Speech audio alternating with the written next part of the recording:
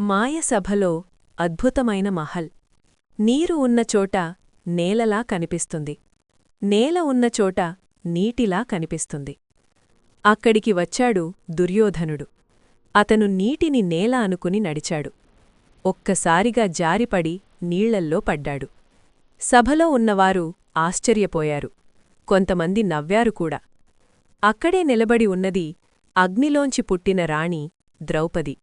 ఆమె చిరునవ్వుతో అన్నట్టు చెబుతారు, అంధుడి కొడుకు అంధుడే అని.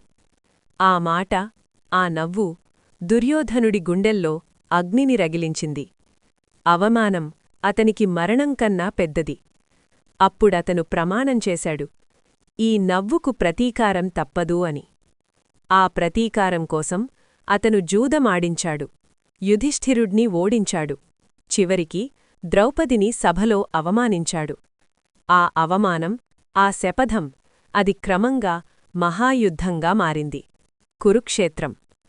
కాని నిజంగా యుద్ధానికి కారణం ద్రౌపది నవ్వేనా? లేదా దుర్యోధనుడి అహంకారమా? అసూయా?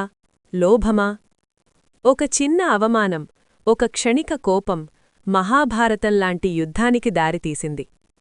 అహంకారం ఉన్నచోట చిన్న మాటకూడా మహావిపత్తవుతుంది. ఇలాంటి మహాభారత రహస్యాలు తెలుసుకోవాలంటే ఛానల్ ఫాలో అవ్వండి.